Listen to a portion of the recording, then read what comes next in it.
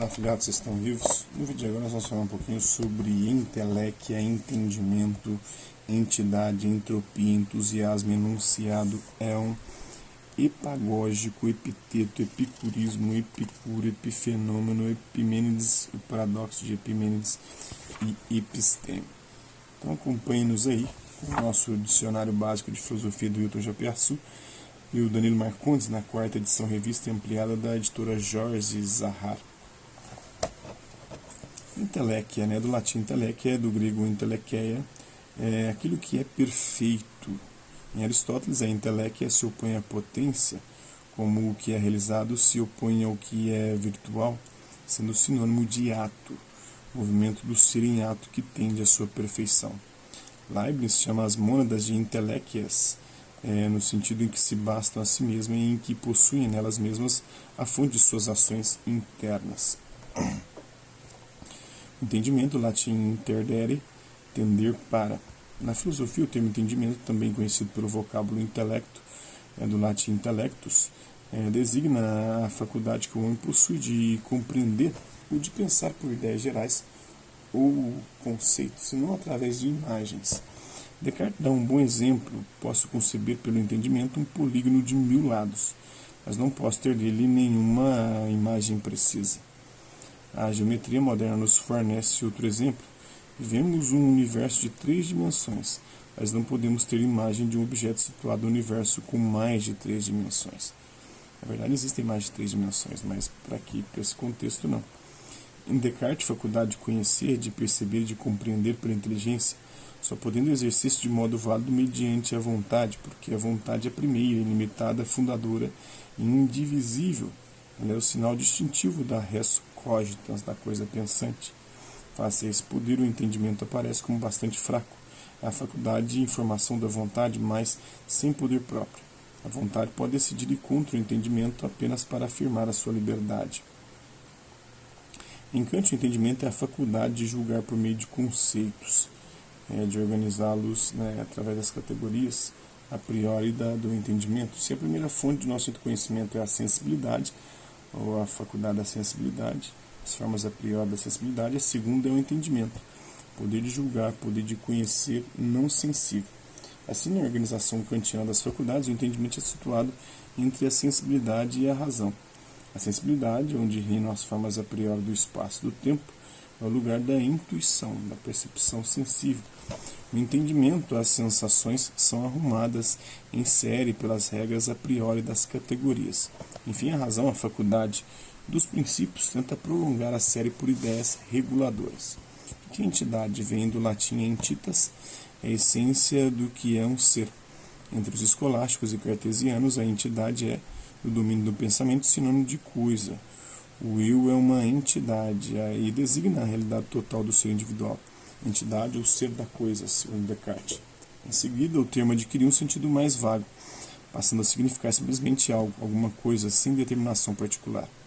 A entropia, do grego entropia, volta, retorno. A entropia é a quantidade termodinâmica que mede o nível de degradação da energia de um sistema, segundo Jacques Monod. O termo passa a ter uma aplicação geral, designando a medida de desordem de um sistema, uma vez que o equilíbrio térmico é considerado o estado mais provável que se encontra no universo. A entropia significa, assim, a extinção e a morte por perda de energia do universo. Entusiasmo, do grego entheos, sem ser em Deus. Estado de excitação alegre, delírio, porque passam alguns indivíduos, sacerdotes, poetas, músicos e filósofos em busca da verdade. O gozo, SMR, acho que é isso mesmo que significa o gozo mental. Tomados por uma possessão divina mística, transportando seus espíritos acima das preocupações humanas. O enunciado, latim enunciatio, proposição que não afirma nem nega, mas que é apresentada como hipótese ou definição. Em outras palavras, o enunciado é toda a proposição efetivamente formulada.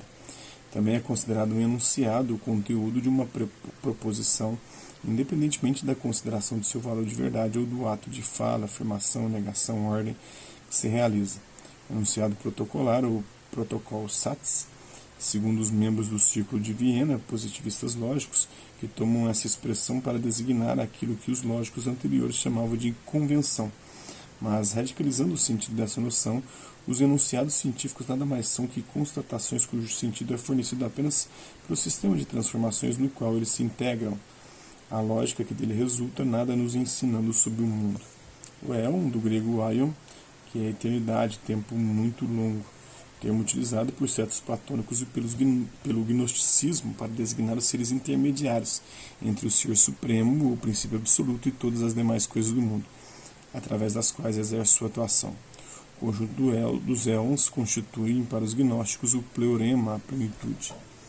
O epagógico, do grego epagogê, que é indução. Na lógica é o sistema sinônimo, é o indutivo, é sinônimo de indutivo. O Epiteto, que viveu mais ou menos entre 50 e 125 ou 130, agora que não disse se é depois ou antes de Cristo, acredito que depois de Cristo, é um filósofo estoico de origem grega, inicialmente escravo, depois de liberto, ensinou filosofia em Roma.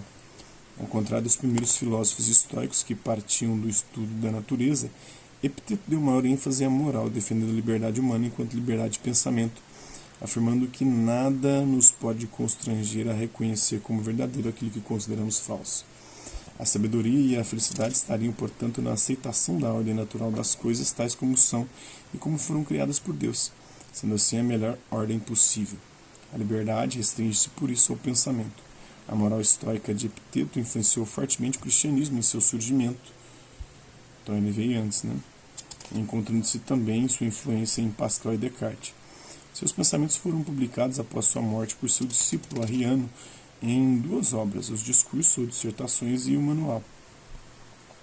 Epicurismo é a doutrina de Epicuro e de seus seguidores, segundo a qual, na moral, o bem é o prazer, isto é, a satisfação de nossos desejos e impulsos de forma moderada, levando assim a tranquilidade. Por extensão e de forma imprópria, este termo passou a aplicar-se a tudo aquilo que faz do prazer ou do gozo o objetivo da vida, o assim denominado epicurista ou hedonista. O epicurismo repousa na canônica que trata dos critérios, dos cânones da verdade. A primeira evidência é a da sensação, que constitui a base de todo o conhecimento. A segunda evidência é a antecipação, a sensação se imprimindo na memória e permitindo o reconhecimento dos objetos. A terceira é a afeição. O prazer e a dor nos ensinam o que devemos procurar e o que devemos evitar. Segundo Epicuro, o prazer é o começo e o fim da vida feliz e constitui o bem supremo, cujo modelo perfeito nos é fornecido pela vida de delícias levada pelos deuses. Mas trata-se de um prazer obtido apenas no termo de um discernimento refletido. Epicuro, viveu entre 341 e 270 a.C., filósofo grego nascido em Samos, atomista, fundador do epicurismo. Começou a filosofar aos 14 anos sob a influência do Demócrito. Em 323 a.C., instalou-se em Atenas devido à hostilidade dos macedônios. Partiu para a Ásia Menor, retornou a Atenas em 306 a.C., onde fundou uma escola filosófica composta de homens e mulheres, dando origem a anedotas escandalosas. Paralítico, morreu em Atenas. A base de seu sistema é uma física fundada nos átomos, como em Demócrito. Pontos últimos, se deslocando no vazio, os átomos constituem a explicação última do mundo. Nada existe a não ser os átomos e o vazio no qual se move. A alma, como tudo que existe, é formada de átomos materiais.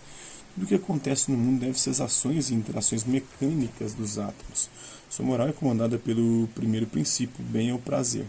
Trata-se de uma moral hedonista, mas, sob o pretexto de que sua moral se funda no prazer, quiseram fazer de Epicuro um defensor da volúpia.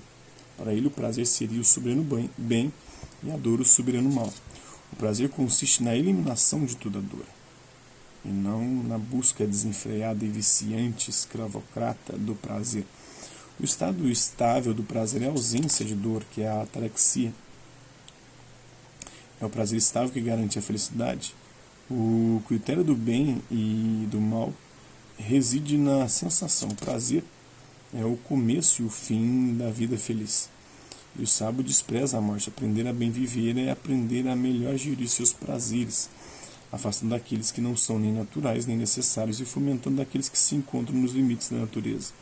O cume dessa moral seria a beatitude da ataraxia, a total imperturbabilidade diante da dor.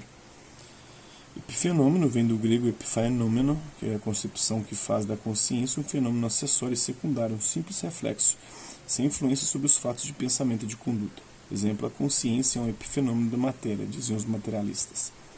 O paradoxo de Epimênides, o paradoxo célebre atribuído ao semilendário Epimênides de Creta, que viveu por volta do século VII a.C.